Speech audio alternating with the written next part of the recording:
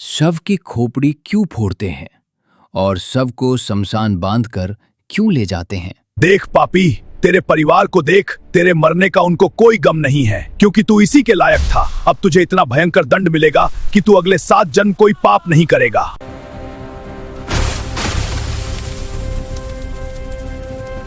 दोस्तों, क्या आपने कभी उस खौफनाक और सुन्न कर देने वाले सन्नाटे की कल्पना की है जब किसी मनुष्य की सांसें सदा के लिए थम जाती हैं? जब शरीर बर्फ की तरह ठंडा पड़ जाता है, तब उस निस्तेज देह और उसकी अदृश्य आत्मा के बीच असल में कौन सा रहस्यमयी खेल शुरू होता है? क्या आपके मन में कभी यह विचलित करने वाला प्रश्न उठा है कि शमशान की ओर जाती उस खौफनाक अंतिम यात्रा में एक बेजान और असहाय शव को रस्सियों से इतनी बेरहमी से क्यों बांधा जाता है? मृत्यु के पश्चात उस शव को एक पल के लिए भी अकेला क्यों नहीं छोड़ा जाता? चिता की धधकती अग्नि के बीच जब शरीर जल रहा होता है, तब अचानक मृतक के कपाल यानी सिर पर डंडे से इतना कठोर प्रहार क्यों किया जाता है? शव यात्रा के सबसे आगे चलने वाला व्यक्ति अपने हाथों में आग का सुलगता हुआ मटका क्यों लेकर चलता है? और शमशान से लौटते समय पीछे मुड़कर देखना पूरी तरह से वर्जित क्यों माना गया है? गरुड़ पुराण में भगवान श्री कृष्ण ने पक्षीराज गरुड़ को मृत्यु और परलोक के ऐसे गहरे और डरावने रहस्य बताए हैं जिन्हें सुनकर आज भी किसी भी जीवित मनुष्य की रूह कांप सकती है। मृत्यु इस मायावी और नश्वर संसार का सबसे अटल, भयानक और निर्विवाद सत्य है, जिससे कोई भी प्राणी बच नहीं सकता। जब किसी प्राणी का अंतिम समय अत्यंत निकट आ जाता है, तो उसे अपने चारों ओर एक विचित्र सी और डरावनी धुंध दिखाई देने लगती है। ये धुंध कोई सामान्य अंधकार नहीं है, बल्कि ये परलोक से आए संदेशवाहकों की रहस्यमयी उपस्थिति का सबसे पहला संकेत है। भगवान श्री कृष्ण गरुड़ जी से कहते हैं कि मृत्यु के ठीक पूर्व पापी मनुष्य को यमराज के भयंकर दूत स्पष्ट रूप से दिखाई देने लगते हैं। इन यमदूतों का स्वरूप इतना डरावना और विशाल होता है कि जीवित मनुष्य उसकी कल्पना मात्र से सिहर कर रह जाए। उनकी आंखें धधकते हुए अंगारों के समान लाल होती हैं और उनके नाखून तलवार की तरह तीखे और भयानक रूप से लंबे होते हैं। यमदूतों के काले और भयावह चेहरे पर एक ऐसी क्रूर मुस्कान होती है जिसे देखकर मरने वाले जीव की आत्मा असीम भय से कांपने लगती है। पापी मनुष्य भयभीत होकर अपने परिजनों की ओर देखता है, परंतु उसके कंठ से कोई स्वर नहीं निकल पाता। ये क्रूर यमदूत उस पापी जीव के शरीर से उसके प्राणों को अत्यंत बलपूर्वक और निर्दयता से खींचते हैं। उस अंतिम क्षण में मनुष्य को ऐसा असहनीय कष्ट होता है मानो हजारों बिच्छुओं ने उसके शरीर के मर्म स्थानों पर एक साथ भयानक डंक मार दिया हो। प्राणों के इस भयंकर खिंचाव से मनुष्य के नेत्र उलट जाते हैं, मुख से फेन आने लगता है और शरीर में एक तीव्र ऐंठन उठती है। प्राणों के निकलते ही वो जीवात्मा अपने भौतिक शरीर को त्याग देती है। शरीर त्यागने के तुरंत बाद वो आत्मा अंगूठे के आकार का एक सूक्ष्म शरीर धारण कर लेती है, जिसे शास्त्रों में अंगुष्ठ मात्र शरीर कहा गया है। ये सूक्ष्म शरीर अपने ही मृतदेह के ठीक ऊपर हवा में तैरने लगता है और नीचे का दृश्य देखता है। वो अदृश्य और सूक्ष्म आत्मा अपने ही निस्तेज शरीर को और उसके चारों ओर बैठकर विलाप करते हुए अपने परिजनों को अत्यंत दुखी होकर देखती रहती है। उसे अपनी मृत्यु पर बिल्कुल भी विश्वास नहीं होता। वो बार बार अपनों से बात करने का प्रयास करती है, उन्हें छूने की कोशिश करती है, लेकिन कोई उसकी पुकार नहीं सुनता और न ही कोई उसका स्पर्श महसूस कर पाता है।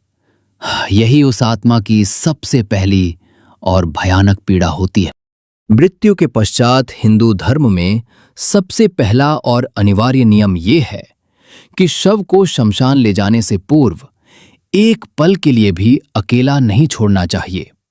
गरुड़ पुराण के अनुसार मृत्यु के तुरंत बाद शरीर और आत्मा का संबंध पूरी तरह से समाप्त नहीं होता है। आत्मा अपने मृत शरीर के आसपास ही मंडराती रहती है और उसे अपने पुराने भौतिक शरीर से असीम मोह होता है। यदि शव को सूना या अकेला छोड़ दिया जाए तो जीवात्मा को अपने परिजनों को पास न पाकर अत्यंत भयानक मानसिक पीड़ा का अनुभव होता है।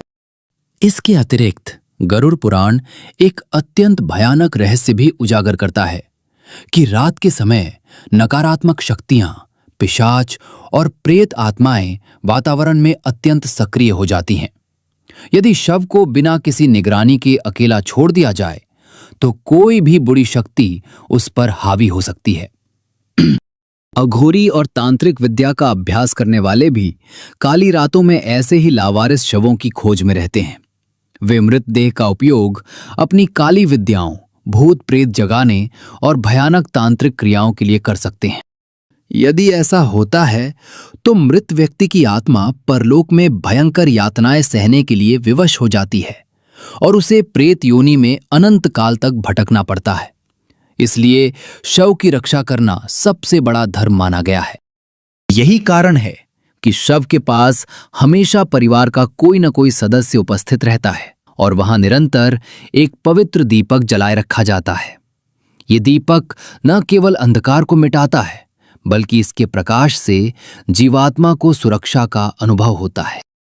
व्यावहारिक और वैज्ञानिक दृष्टि से भी देखें तो मृत्यु के पश्चात शरीर का अत्यंत तीव्र गति से क्षय होने लगता है और उसमें अनेक प्रकार के दूषित कीटाणु पनपने लगते हैं। चींटियां, कीड़े मकोड़े, मक्खियां या अन्य जीव उस मृत और असहाय देह को हानि पहुंचा सकते हैं। शव की पवित्रता और सम्मान को बनाए रखने के लिए परिजनों को उसके पास बैठकर निरंतर उसकी देखभाल करनी पड़ती है। खुशबूदार अगरबत्ती और धूप जलाने का विधान भी इसलिए है ताकि शरीर से उत्पन्न होने वाली दुर्गंध और कीटाणुओं को नष्ट किया जा सके। गरुड़ पुराण में एक विशेष नियम यह भी है कि यदि किसी व्यक्ति की मृत्यु सूर्यास्त के पश्चात होती है तो उसका दाह संस्कार उसी रात नहीं किया जा सकता। रात के अंधकार में अंतिम संस्कार करने से आत्मा को परलोक में कभी शांति नहीं मिलती। यदि मृत्यु पंचक काल में हुई है, जो कि ज्योतिष शास्त्र के अनुसार 5 अत्यंत अशुभ दिन होते हैं, तो भी शव का तुरंत दाह संस्कार नहीं किया जा सकता। ऐसी स्थिति में शव के साथ कुशा घास का एक पुतला बनाकर उसका भी प्रतीकात्मक संस्कार किया जाता है ताकि परिवार में अन्य मृत्यु न हो। अगर मृतक का कोई पुत्र या पुत्री दूर हो तो उनके आने तक शव को सुरक्षित रखना पड़ता है। मान्यता है कि अपनी ही संतान के हाथों से किया गया दाह संस्कार आत्मा को शीघ्र मोक्ष प्रदान करता है, इसलिए उनकी प्रतीक्षा की जाती है। अब उस अत्यंत गूढ़ और सिहरन पैदा करने वाले रहस्य की ओर बढ़ते हैं कि शव को अंतिम यात्रा के लिए शमशान ले जाते समय अर्थी से कसकर क्यों बांधा जाता है। विशेषकर मृतक के दोनों पैरों के अंगूठों को एक साथ धागे से क्यों बांध दिया जाता है। जब प्राण शरीर से बाहर निकलते हैं तो अज्ञान और मोह से ग्रसित जीवात्मा अपने शरीर से दूर नहीं जाना चाहती। वो अत्यंत व्याकुल होकर बार बार अपने उसी ठंडे पड़ चुके भौतिक शरीर में पुनः प्रवेश करने का असफल प्रयास करती रहती है। आध्यात्मिक विज्ञान और योग शास्त्रों के अनुसार सूक्ष्म शरीर द्वारा भौतिक शरीर में प्रवेश करने का सबसे मुख्य और निचला मार्ग मूलाधार चक्र होता है। ये चक्र मनुष्य के पैरों और रीढ़ की हड्डी के सबसे निचले हिस्से से गहरे रूप से जुड़ा होता है। मृतक के पैरों के अंगूठों को एक साथ कसकर बांध देने से शरीर का वो प्रवेश मार्ग पूरी तरह से अवरुद्ध और सील हो जाता है। ऐसा करने से भटकती हुई आत्मा या कोई अन्य बुरी प्रेत शक्ति उस देह में दोबारा प्रवेश नहीं कर पाती। जीवात्मा जब बार बार बंद शरीर में घुसने का प्रयास करती है तो उसे उस टकराहट से अत्यंत भयंकर कष्ट और असहनीय पीड़ा सहन करनी पड़ती है। उसकी इस व्यर्थ की पीड़ा को समाप्त करने और उसे मुक्ति का मार्ग दिखाने के लिए ही अर्थी पर उसे कस कर बांध दिया जाता है। इसके साथ ही शरीर की दाहिनी और बाईं नाड़ी का संपर्क अंगूठे बांधने से आपस में जुड़कर अवरुद्ध हो जाता है। इससे शरीर की बची हुई सूक्ष्म ऊर्जा बाहर नहीं जा पाती और अनिष्ट शक्तियां उस शव पर अपना तांत्रिक नियंत्रण स्थापित नहीं कर पाती। शव को अर्थी पर रस्सियों से बांधने का एक और बड़ा रहस्य यह है कि मृत्यु के पश्चात शरीर की मांसपेशियां सिकुड़ने लगती हैं और उनमें जकड़न आ जाती है। यदि शव को न बांधा जाए तो शमशान के मार्ग में झटकों से शव अनियंत्रित होकर गिर सकता है, जो कि अत्यंत अशुभ माना जाता है। जब ये भयानक शव यात्रा शमशान की ओर प्रस्थान करती है तो उससे पूर्व घर के द्वार पर एकोदिष्ट नामक एक विशेष श्राद्ध कर्म किया जाता है। इसके पश्चात शव को स्नान कराकर उसे एक नए वस्त्र से ढक दिया जाता है। गरुड़ पुराण के अनुसार जो वस्त्र मृतक को पहनाया जाता है उसे शमशान में जाकर 2 टुकड़ों में फाड़ दिया जाता है। वस्त्र का एक आधा हिस्सा शरीर पर रखा जाता है और दूसरा आधा हिस्सा वहीं शमशान में प्रेत के लिए छोड़ दिया जाता है। शव यात्रा में आपने देखा होगा कि परिवार का कोई मुख्य सदस्य अर्थी के सबसे आगे एक मटकी में आग लेकर चलता है। क्या आपने कभी इस रहस्यमयी और सुलगती हुई मटकी के पीछे छिपे गहरे परलौकिक विज्ञान के बारे में सोचा है? प्राचीन काल के नियमों के अनुसार ये मान्यता थी कि जिस घर में व्यक्ति ने अपना पूरा जीवन व्यतीत किया है उसी घर की पवित्र अग्नि से उसका अंतिम संस्कार होना चाहिए। इसलिए घर के चूल्हे से ये अग्नि उपलों के साथ एक मटकी में रखकर शमशान ले जाई जाती थी। इसी मटकी की अग्नि से शमशान घाट पर चिता को मुखाग्नि दी जाती है।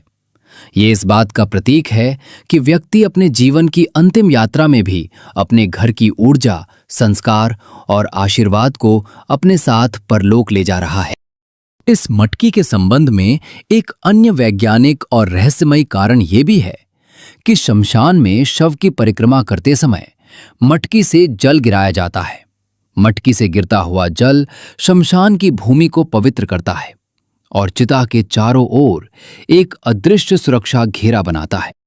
ये जल का घेरा ये सुनिश्चित करता है कि दाह संस्कार की अग्नि केवल उसी निर्धारित क्षेत्र में रहे और बाहर फैलकर किसी अन्य जीव को हानि न पहुंचाए। साथ ही ये घेरा बुरी शक्तियों को उस चिता की पवित्र अग्नि में प्रवेश करने से रोकता है। शव यात्रा में शामिल होने के बीजे क्या कुछ अत्यंत कठोर नियम गरुड़ पुराण में स्पष्ट किए गए हैं। जो महिलाएं गर्भवती होती हैं या जो व्यक्ति हृदय से अत्यंत भावुक और कमजोर होते हैं उन्हें शव यात्रा में जाने की मनाही होती है। शमशान में उपस्थित नकारात्मक ऊर्जा और शोक का भयंकर वातावरण कमजोर हृदय वालों और गर्भ में पल रहे शिशु पर अत्यंत गहरा और विनाशकारी प्रभाव डाल सकता है। इसलिए उन्हें इस खौफनाक दृश्य से दूर रखा जाता है। इसी प्रकार यदि कोई व्यक्ति ब्रह्मचारी है तो उसे केवल अपने माता पिता और गुरु के शव को ही कंधा देने का अधिकार है। यदि वो किसी अन्य व्यक्ति के शव को कंधा देता है तो उसका वर्षों का कठोर ब्रह्मचर्य तुरंत भंग हो जाता है। परंतु सामान्य व्यक्ति के लिए किसी शव यात्रा को देखना और मृतक को कंधा देना अत्यंत पुण्य का कार्य माना गया है। गरुड़ पुराण कहता है कि जो व्यक्ति किसी शव को कंधा देता है उसे एक बड़े यज्ञ के बराबर का पुण्य फल प्राप्त होता है। शमशान घाट में जब शव को चिता पर रखकर अग्नि दे दी जाती है तब एक अत्यंत ही कठोर, निर्मम और हृदय विदारक क्रिया संपन्न की जाती है। इस क्रिया को हिंदू धर्म में कपाल क्रिया कहा जाता है, जिसे देखकर ही रूह कांप उठती है। इस क्रिया में शव के सिर पर बांस के मोटे डंडे से प्रहार करके उस कठोर खोपड़ी को फोड़ा जाता है। यह देखना किसी भी मनुष्य के लिए अत्यंत कष्टकारी होता है, परंतु गरुड़ पुराण के अनुसार ये आत्मा की पूर्ण मुक्ति के लिए सबसे अनिवार्य चरण है। मनुष्य के प्राण शरीर के 9 द्वारों में से किसी एक द्वार से निकलते हैं, जिनमें से सिर का ऊपरी भाग यानी ब्रह्मारंध्र सबसे पवित्र और श्रेष्ठ माना गया है।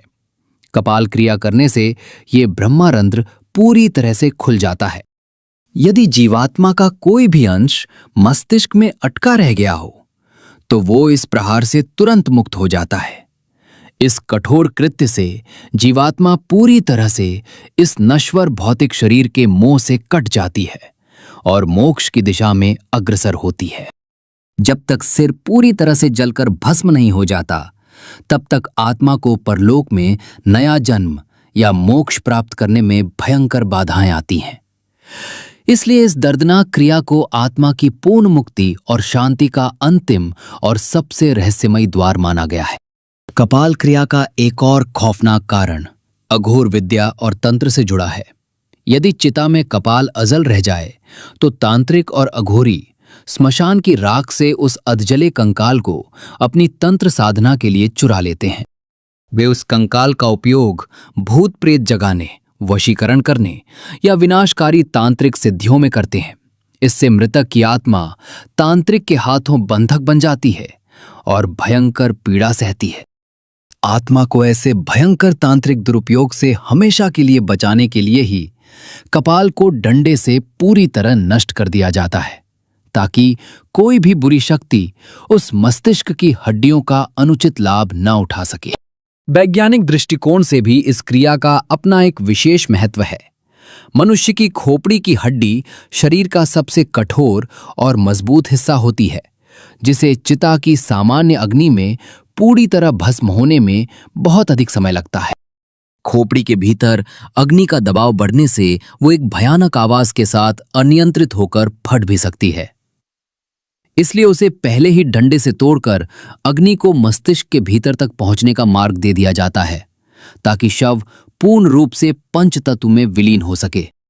अंतिम संस्कार पूर्ण होने के पश्चात जब परिजन श्मशान से वापस लौटते हैं तो गरुड़ पुराण में एक बहुत ही सख्त और रहस्यमयी नियम बताया गया है। इस नियम के अनुसार श्मशान से लौटते समय किसी भी व्यक्ति को भूलकर भी पीछे मुड़कर नहीं देखना चाहिए। ये नियम इसलिए इतना महत्वपूर्ण है क्योंकि जब चिता जल रही होती है तब भी आत्मा उसी स्थान पर उपस्थित रहती है और अपने परिजनों को जाते हुए अत्यंत दुख से देखती है। यदि परिजन मोहवश पीछे मुड़कर देखते हैं तो आत्मा का मोह कभी भंग नहीं हो पाता।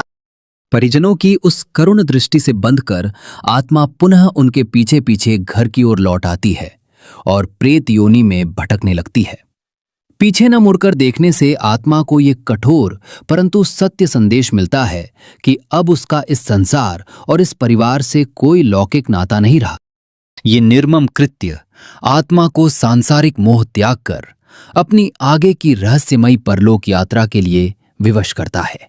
इसलिए पीछे मुड़कर देखना न केवल अशुभ है बल्कि ये मृतक की परलौकिक शांति में सबसे बड़ी बाधा है। शमशान से घर लौटने के पश्चात घर में सीधे प्रवेश नहीं किया जाता।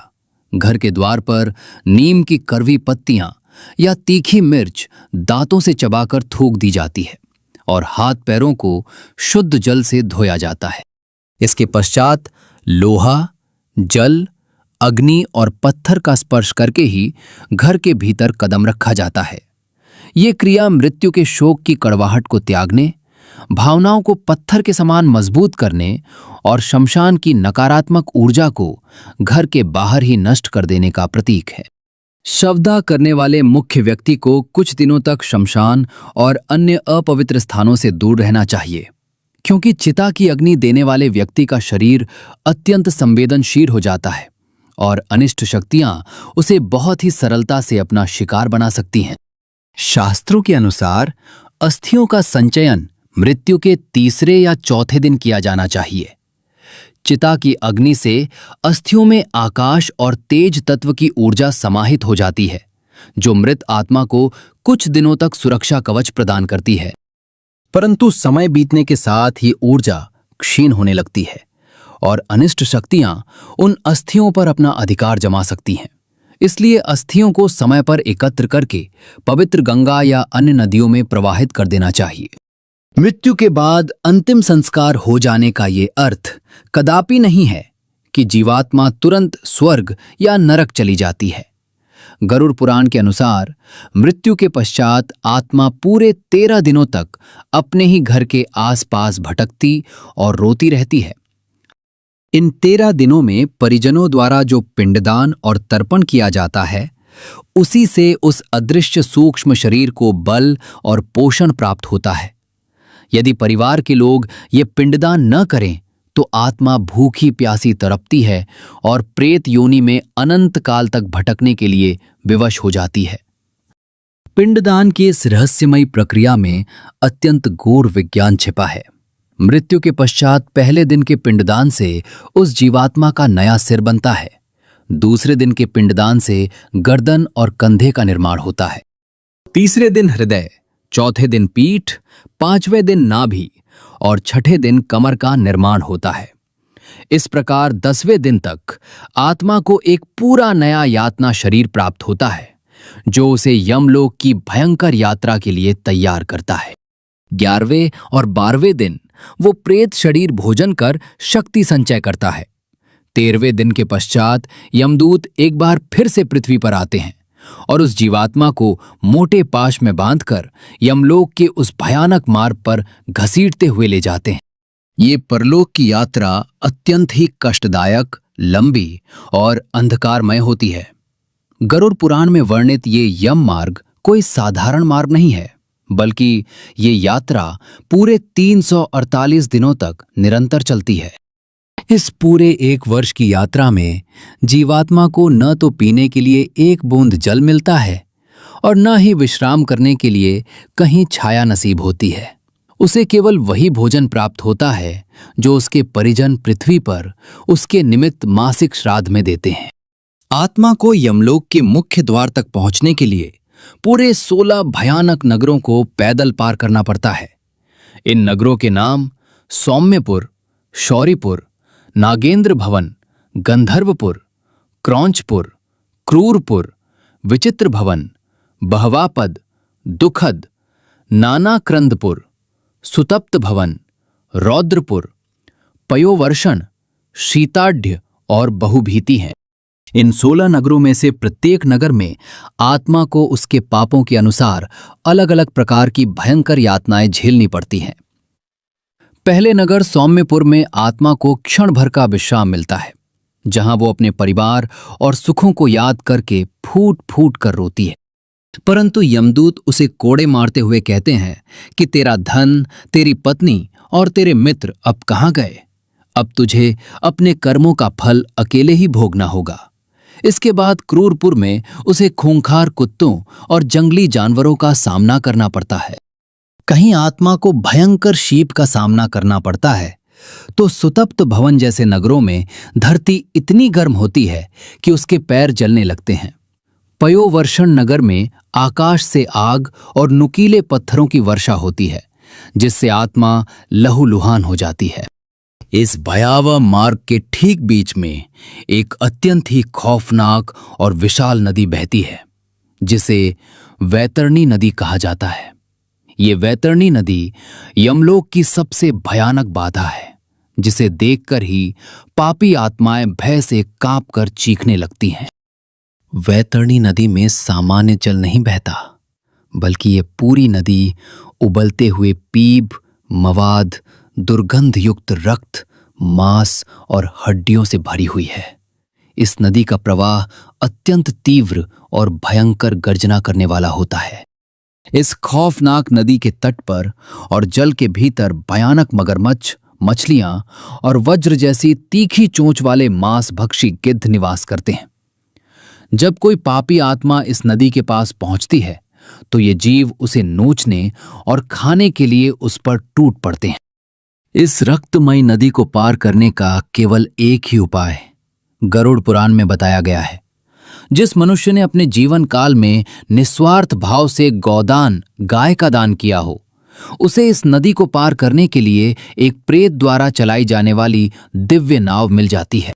जिस पापी के पास गौदान या अन्य शुभ कर्मों का पुण्य नहीं होता, यमदूत उसके नाक और मुंह में लोहे का मोटा कांटा फंसाकर उसे उस खौलती हुई नदी के बीच से बेरहमी से घसीटते हुए ले जाते हैं। वो आत्मा उस रक्त में डूबती उतराती भयानक कष्ट भोगती है। जो लोग धर्म के नाम पर चोरी करते हैं, दूसरों की निंदा करते हैं या जो दूसरों के दुख में खुश होते हैं, उन्हें भी इस वैतरणी नदी की भयंकर यातनाओं में धकेल दिया जाता है। लहरों के थपेड़े उन्हें नरक की ओर खींचते ले जाते हैं। लगभग 1 वर्ष के निरंतर भूखी प्यासी और कष्टकारी यात्रा के बाद वो क्षत विक्षत जीवात्मा यमराज की विशाल नगरी, जिसे यमपुर कहा जाता है, के मुख्य द्वार पर पहुंचती है। वहां उसे धर्मराज यमराज के भयंकर दरबार में प्रस्तुत किया जाता है। यमराज के दरबार में उनके मुख्य सहायक चित्रगुप्त विराजमान होते हैं। चित्रगुप्त के पास प्रत्येक जीवात्मा के जीवन भर के शुभ और अशुभ कर्मों का अत्यंत सूक्ष्म और सटीक लेखा जोखा मौजूद होता है। चित्रगुप्त उस आत्मा के समस्त गुप्त रहस्यों, पापों और पुण्यों को यमराज के समक्ष पढ़ते हैं। मनुष्य सोचता है कि उसने एकांत में छिपकर पाप किया है और कोई नहीं देख रहा, परंतु चित्रगुप्त के श्रवण नामक दूत सब कुछ सुन और देख रहे होते हैं। जीवात्मा के इन्हीं कर्मों के आधार पर यमराज अत्यंत निष्पक्ष होकर अपना अंतिम न्याय सुनाते हैं और आत्मा को स्वर्ग या नरक की प्राप्ति होती है। गरुड़ पुराण में पापियों को दंडित करने के लिए 28 प्रकार के भयानक नरकों का अत्यंत विस्तृत वर्णन किया गया है। इन 28 नरकों में आत्मा को रोंगटे खड़े कर देने वाली ऐसी यातनाएं दी जाती हैं जिनकी कल्पना करके ही किसी का भी शरीर सुन्न पड़ सकता है। प्रत्येक नरक किसी विशेष प्रकार के पाप के लिए निर्धारित किया गया है और वहां का दंड उसी पाप के अनुरूप होता है। गरुड़ पुराण मृत्यु के इन कठोर नियमों के बीच कुछ विशेष अपवाद भी स्पष्ट करता है।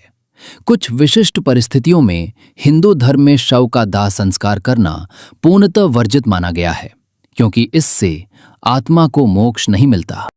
यदि 11 वर्ष या उससे कम आयु के किसी बालक की मृत्यु हो जाए तो उसके शव को अग्नि नहीं दी जाती।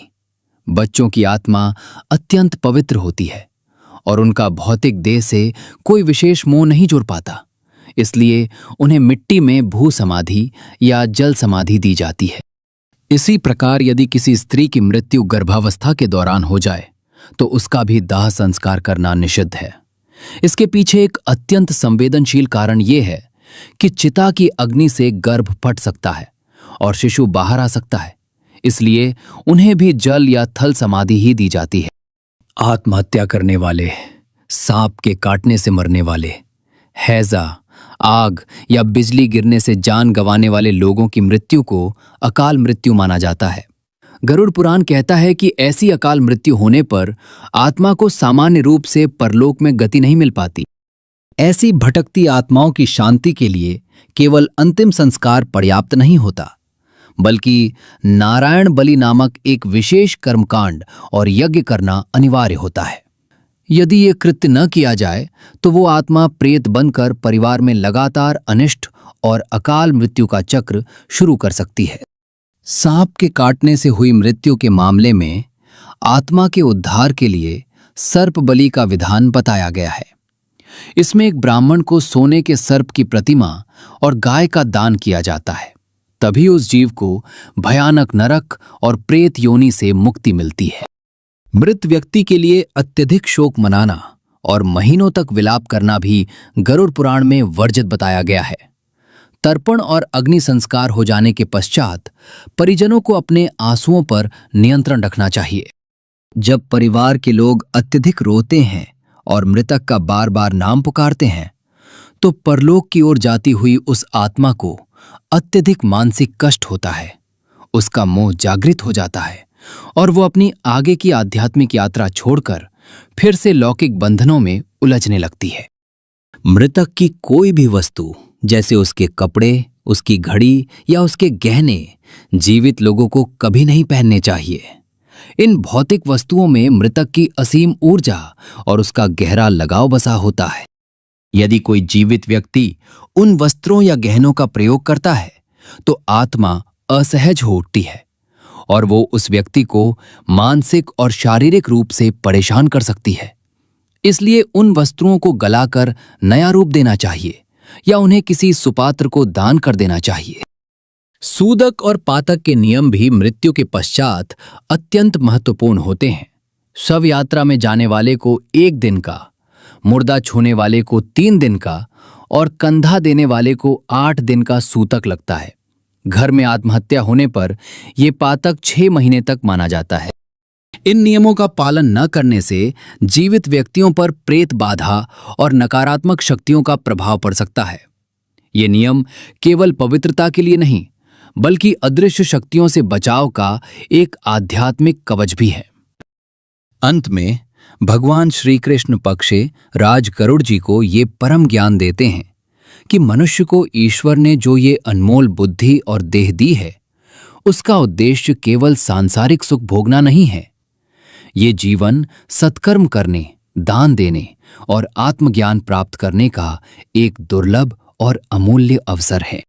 जो व्यक्ति अपने पूरे जीवन काल में निस्वार्थ भाव से धर्म का पालन करता है, गरीबों को भोजन कराता है और निरंतर ईश्वर का ध्यान करता है, उसके अंतिम समय में भयानक यमदूत नहीं आते। ऐसे पुण्यात्मा को लेने के लिए भगवान के दिव्य पार्षद आते हैं। ऐसे पुण्यात्मा मनुष्य के लिए मृत्यु कोई खौफनाक अंत नहीं, बल्कि परमात्मा से मिलन का एक महान उत्सव बन जाती है। उसे यमलोक की यातनाएं नहीं सहनी पड़ती और न ही वो वैतरणी नदी के खौफनाक दृश्यों का सामना करता है। मृत्यु के पश्चात उस श्रेष्ठ आत्मा को एक दिव्य विमान में बैठाकर सीधे स्वर्गलोक या गोलोक धाम ले जाया जाता है। वहां वो एक प्रकाशमय आध्यात्मिक शरीर प्राप्त करके अनंत काल तक आनंद में रहता है और जन्म मरण के इस भयानक चक्र से सदा के लिए मुक्त हो जाता है। मृत्यु का ये संपूर्ण विज्ञान और गरुड़ पुराण के ये रोंगटे खड़े कर देने वाले रहस्य हमें केवल डराने के लिए नहीं रचे गए हैं। ये ज्ञान हमें मोह माया की गहरी नींद से जगाने और जीवन के वास्तविक उद्देश्य को समझाने की एक अत्यंत कठोर चेतावनी है।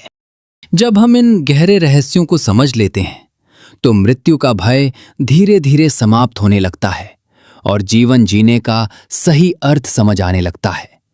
मनुष्य को ये ज्ञात हो जाता है कि जो जन्मा है वो एक दिन अवश्य मरेगा, परंतु वो मृत्यु अंत नहीं, बल्कि कर्मों के अनुसार एक नई और रहस्यमयी यात्रा की शुरुआत मात्र है। तो दोस्तों, उम्मीद है आपको ये जानकारी अच्छी लगी होगी। जानकारी पसंद आई तो वीडियो को लाइक जरूर करें और कमेंट में जय श्री कृष्ण लिखना ना भूलें और हमारे चैनल को सब्सक्राइब जरूर कर दीजिएगा। मिलते हैं अगले वीडियो में। धन्यवाद।